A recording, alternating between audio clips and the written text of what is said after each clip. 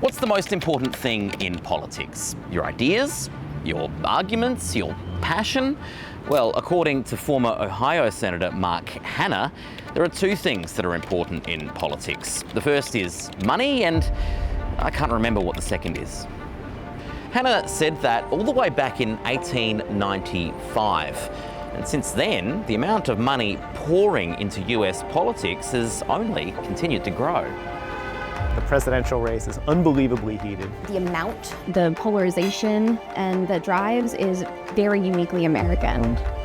I'm in Pennsylvania, the battlegroundiest of battleground states, and specifically, I'm in Philadelphia, the media market with perhaps the most presidential election advertising in the nation. Bad things happen in Philadelphia, bad things. And I approve this message. If a candidate can't raise money, they are unlikely to win the election. The vast majority of Americans on both sides of politics think there should be spending limits on elections. Even many of the people working on these campaigns agree there's too much money flying around. Running props in America is too damn expensive. The 2024 election is set to be the most expensive presidential campaign since the last presidential campaign, which was the most expensive since the one before that. Whoever raises the most money overall is more likely to win re-election.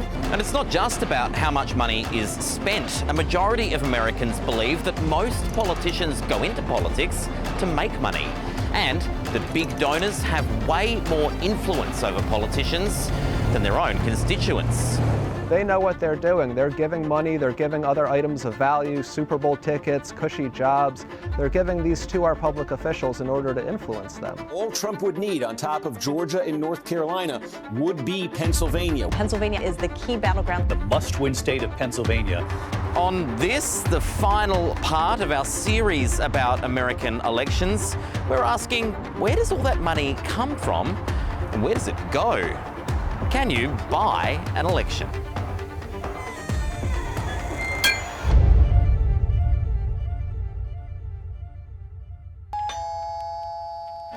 Hello, my name's Olivia. I'm canvassing for Christian Luna. He's running for state representative in your district. Hi, I'm Gordon. I'm doing some door knocking for Ed Moy today. Are you planning on voting this November? These are the faces of the party faithful. Hi, I'm Marie Kanya. I'm from Chester County. Hi, my name is Gianna. I'm just walking around here letting people know about our Republican slate of candidates. Do you know who you plan to vote for state representative? Do you have any questions for me? Do you know who you're voting for this November? Are you planning on voting for Donald Trump? They're spreading the word. How many doors do you think you've knocked on this year? So far, I would have to say maybe at least 750, if not 1,000. You try to get like 100 doors a day, if not more. I probably knocked on 2,000 doors. Though, it's not always easy. Most people don't answer the door. I would say 10% answered the doors. I have been called names a couple times. Always by Democrats. I've been called a communist before. I've been called a baby killer. I've been told, that they're gonna call the cops on me, that they're not interested. They see you coming and they're like, no, not another one. These canvassers are in the outskirts of Philadelphia, Montgomery and Chester County, two fierce battlegrounds. Swing states are money magnets, and you don't get much swingier than Pennsylvania. A candidate hasn't won the presidency without winning Pennsylvania since 2004. And the past two presidential elections here were decided with a margin of about 1%. A lot of focus on the battleground states, including Pennsylvania. Pennsylvania could decide the presidency. What will decide Pennsylvania? Whoever wins the state has a better than 80% chance of winning the entire race. So, if you live here, good luck avoiding politics. This is ground zero. They are door knocking. They are writing postcards. They are stuffing envelopes, and they are, mailing ballots ready. Last year, I ran for sheriff. I had this whole cowboy motif. I had a cowboy hat, and I bought some new boots. Put them on this march, and my feet got wet because I wore holes in them. This is just a snapshot of what's happening across virtually the entire state every day. It's a lot of people power, but many of these people are volunteers. This isn't where most of the campaign money is being spent, not by a long shot. My name is JJ Balaban. I'm an ad maker for various Democratic politicians around the country and have been doing that for 22 years. So JJ, I was watching the local TV news the other day. Oof. Well, why do you say that? I mean, you know, basically the car dealers, there's no room for car dealers to advertise their cars these days because it's mostly political ad after political ad after political ad, which doesn't bother me because I make political ads for a living. Presidential campaign ad spending projections published in July by tracking company Ad Impact show the battleground states get the most money, and top of the list is Pennsylvania. Right now, I think almost everyone would admit that there are perhaps only 10 states of the 50 that are in play. And so if you're advertising in Alabama or Mississippi, you're basically wasting your dollars. The Philadelphia media market, which is the biggest in the state, is getting the biggest share of spending. You have what will likely be the highest spending U.S. Senate race in American history that's also happening in Pennsylvania. And then you have one of the most competitive congressional races in the country also happening in the Philadelphia media market. And so you put all that together, plus the independent expenditures, which are not the candidates, but the outside groups that are advertising, and that's an awful lot of ads. And the money has to come from somewhere. Candidates are responsible for raising their own funds. You have, in 435 congressional seats, 435 different political entrepreneurs all trying to put together their startup business in their place so that they can win the election. And these startup businesses that flare up, get a lot of money, and then go out of existence right after November. Do you enjoy calling people asking for money? Does anyone enjoy it? There may be a masochist out there who enjoys it. No, no, I don't enjoy it. Please help me welcome from the great state of Pennsylvania, the great Representative Malcolm Kenyatta. Malcolm Kenyatta is a rising name within the Democratic Party, a member of Pennsylvania's State House for the past 5 years, now running for state office, and given a speaking slot at the party's national convention. To ensure that democracy doesn't die on our watch. He was first elected in 2018, but in America, the moment you take office, the next campaign cycle begins. The joke, but not really the joke, is that you're always campaigning. There's not really a break. You get very little time to actually get your sea legs about you and be focused on the job because the campaigning portion of it, you know, is pretty all-consuming. How much of your week are you spending doing call time? Golly, and yes, I am only 34 and I say golly. People judge me for this, but I think golly is good. But I think it would be fair to say, you know, 12 hours a week. Call time is when you get a list of people who are Democratic donors. They might also be independent or Republicans who donate to Democrats.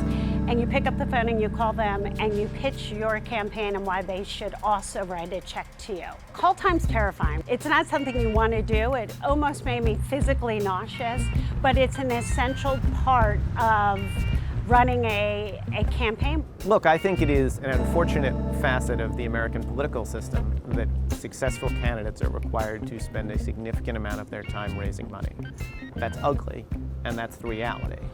It's an arms race. So here's the thing, Pennsylvania. Candidates want to fundraise more than their opponents. It would be really great if you could contribute to our campaign.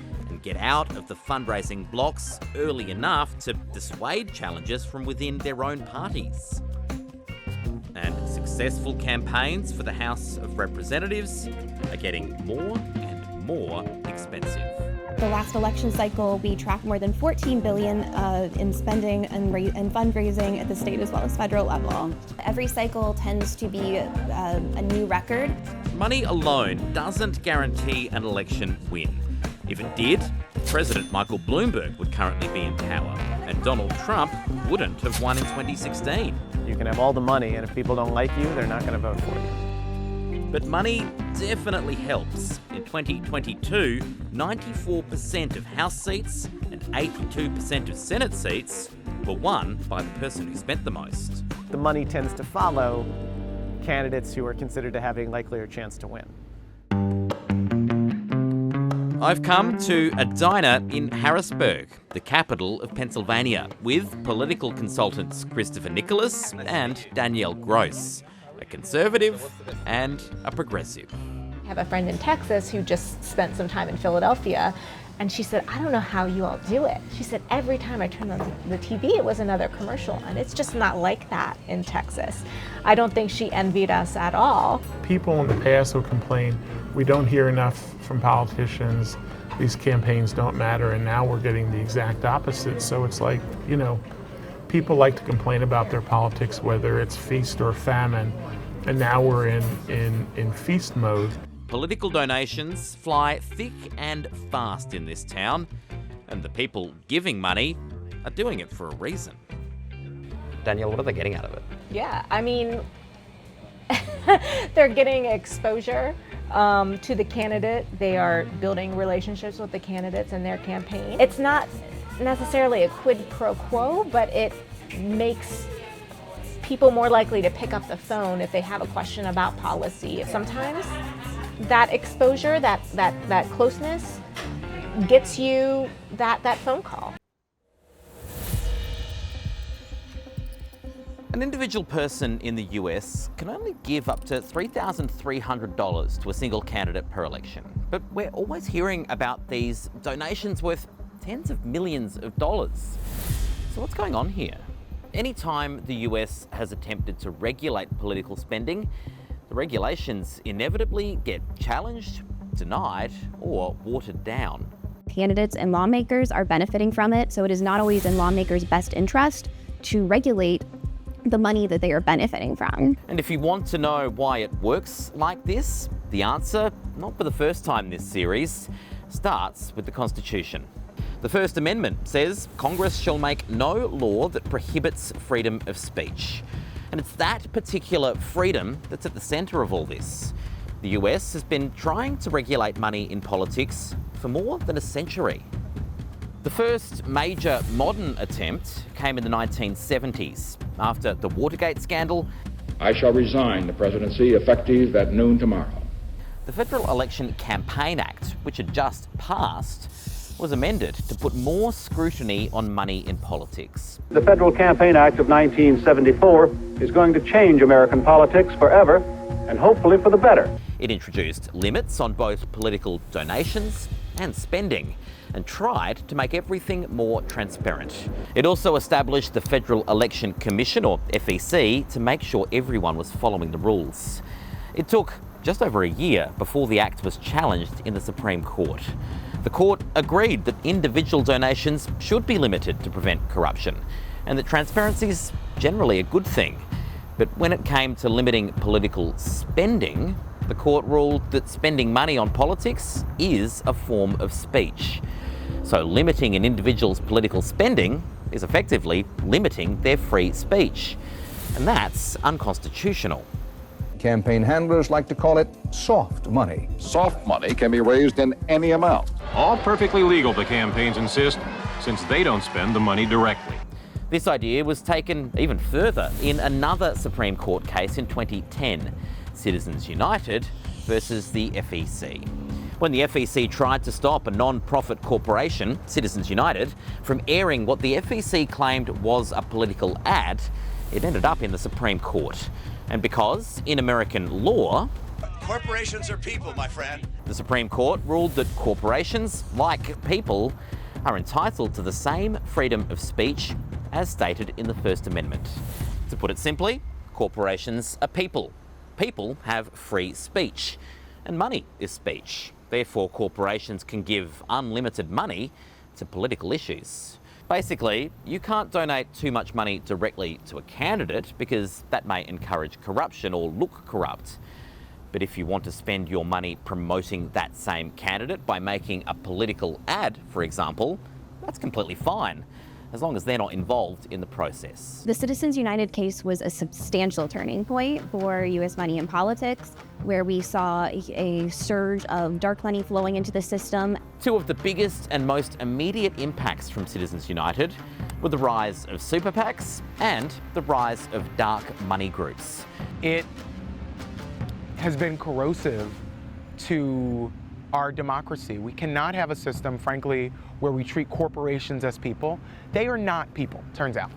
Political action committees, or PACs, had already been around for a long time. They allow groups of people to combine their money to back a particular candidate or cause. They're bound by donation and spending limits. Super PACs are an innovation in the wake of the Citizens United case. Unlike regular PACs, they can't donate directly to candidates, but they can receive and spend unlimited amounts of money. You know, everybody has a super PAC. Everybody and their mama has one. Super PACs can't directly communicate or coordinate with candidates. And everyone donating to a super PAC must be publicly disclosed.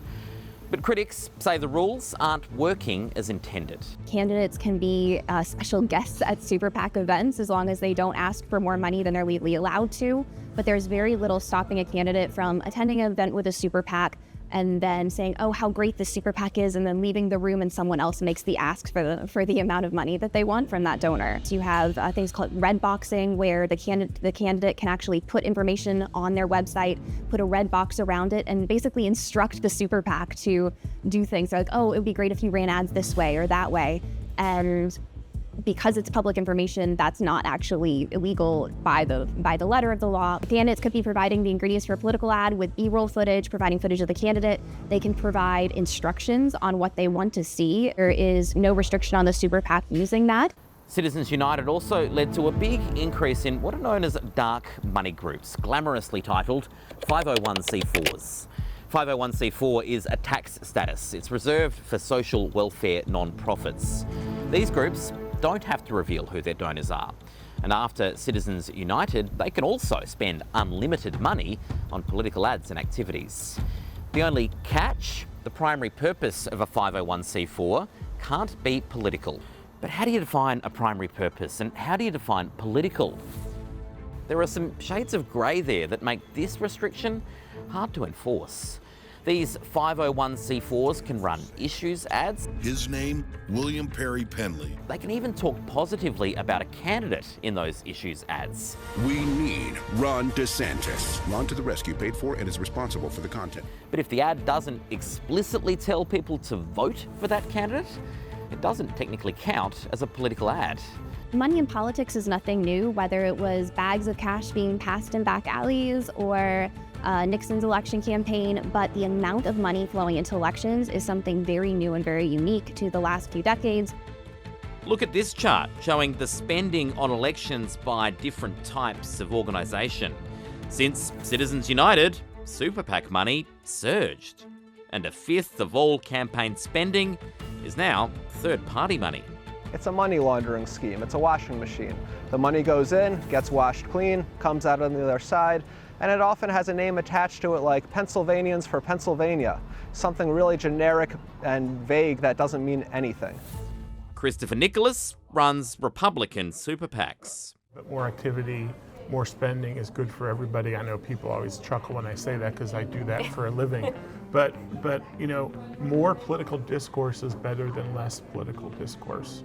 You know, so in 2010, when the Citizens United ruling came down, I did literally some of the first, independent expenditures here in Pennsylvania. And you know, the world has not ended. We're still neck and neck between the two parties. There's more talking about politics, but I don't see that as a bad thing. But voters think there's too much money in politics. That's the, public opinion research pretty consistently says that. Are they just not doing their research? Have they been brainwashed by the media? What They said that wrong? Before Citizens United. They said that after Citizens United. So to me, there's no difference. It's just one of the normal things that people kvetch about politics is, oh, there's too much money. And then you ask them, have you heard enough? Oh, I haven't heard enough. Well, a politician reaching out to you in a campaign requires money. His donors are publicly disclosed, but voters have to go looking for it. Well, if you're working two jobs and you have a family and, you're doing, coaching or Girl Scouts, you're not going to spend time out of your day unless you have a very particular hobby, to say, oh, let me explore these campaign finance reports for fun. In a lot of places around the world, it seems like that information is a lot more transparent and accessible. There's just as much complaining now as before the Citizens United decision that you brought up. And you know what? We're going to survive. It's going to be fine if we have to watch 1,000 commercials instead of 750. We'll get through it. Hey, ho, ho! Dark money has got to go! A few miles away, in the outskirts of Harrisburg, Dark money has got to go! Hey, hey! a long walk with the goal of reducing the role of dark money in politics. This group's on the final leg of a 3-day march across Pennsylvania. They started in the city of Lancaster. They're heading toward the state capital of Harrisburg. I think the last shower I took was Thursday night, so it's Sunday now, and yeah, it's been a minute since I've gotten a shower. Definitely feeling the blisters trying to, make their way through, but we're holding them at bay. They've taken their message to the streets and now they're closing in on the state capitol building. So the question is, will Pennsylvania's lawmakers take up the call? And we're here to pass House Bill 2433, which we already passed through the State House back in July, and we're here to push it through the Senate and into law. And that bill says that if you are a multinational corporation, which is 98% of the S&P 500, all of the big players, Amazon, Uber, Aqua, all of them, that you would not be able to spend money influencing our elections. Do you think the bill will pass? I believe that we will win. Always, always. I believe it was a Mike Tyson quote, delusions aren't delusional once you win. We have public support. But at the end of the day, public support only goes so far in a very corrupt, very authoritarian structure like the Pennsylvania state legislature.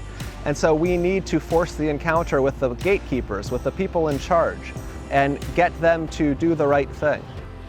The day after their march, the group holds a rally at the Pennsylvania State House. We will not continue to be ignored and silenced and forced to grovel. We are here. We're on the march for democracy! A march that continued through the state capitol, up the stairs, and into the office of the Senate President. I would love to sit down with the Senate President or the Chief of Staff. They don't get that, but while the rest of the group wait outside under the watch of Capitol security, a delegation meets with the President's staff. Eventually, we had a good, productive conversation. They asked questions, we gave answers, we discussed the contents of the We have a reputation in this building. We've been doing this for 7 years. We can be seen as an annoyance that's best to deal with. So just to be clear, you have a commitment from the Senate President. They are on board with this. They will put it to the floor? We do not have a commitment that this will run on the floor. We have a commitment that this will, that we will move forward in the negotiations. Even if they win here, it'll be tinkering at the edges of what they see as a much bigger problem.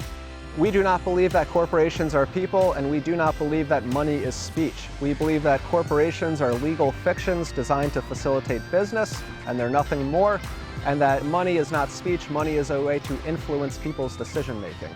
And now I believe we do also need a constitutional amendment to enshrine a basic playing field where big money doesn't get to dominate the conversation. But can you imagine a world where a constitutional amendment happens this century? Sure. Is that possible in America? Sure, absolutely. It's hard, but it's absolutely possible, for sure.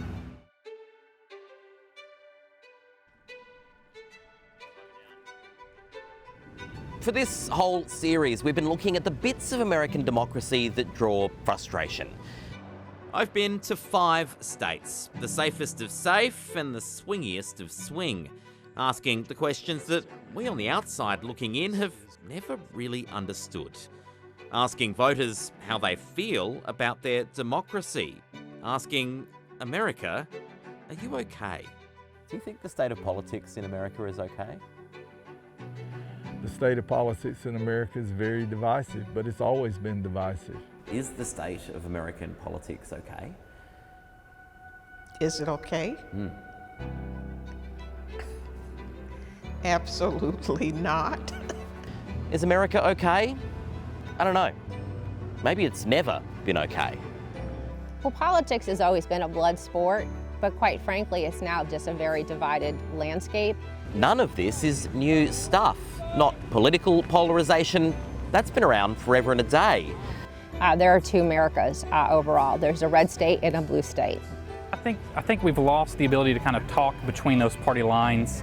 The scales are out of balance. Nor gerrymandering. The country had barely been born when some smarty pants figured that one out. People have been claiming elections were stolen for about as long. People have long elected local positions, and there's long been a lot of money in politics. But each one of those things has had a growth spurt, helped along by technology or social media, the Supreme Court, or just the realisation that there's power and advantage to be gained in all the nooks and crannies of American government. Is it possible to depoliticise this process at all? I wish it were, but right now we're dealing with the hands that we're dealt, and we're going to just fight with what we've got and not worry about all those things right now. So we just got to keep dealing with what we got and make it work. I think people are tired of politicians. I think the country is tired of politicians both ways. As we've travelled around and we've asked people if America is okay, ordinary people and political activists alike, they'll often laugh and they'll say no, definitely not. They all seem to agree that something is wrong. They all want to fix it. But right now, they only want to fix it their way on their terms.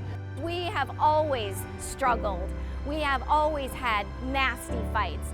It's on a grander scale, and you're reaching more people in 2024 than you did in 1784. It's also resilient.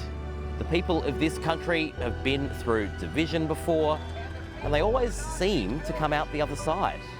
We are never locked into anything. As Thomas Paine said 250 years ago during the founding of this country, we have it in our power to begin the world anew. We can always recreate the world. We can always change things. We are not locked in. You know, the beautiful thing about America and the challenge that's always lurking around the corner is that nothing is forever. This is a place where we're constantly changing, where we're constantly reinventing ourselves. The polling shows a pretty pessimistic picture. Last year, Pew Research found nearly 2/3 of Americans always or often feel exhausted when thinking about politics. 55% always or often feel angry. But when they speak to me, an Australian journalist with a camera, there's a brave face, an optimism that we're always moving toward that more perfect union, and you don't always get it right. And so, no, we are in pursuit of all of that.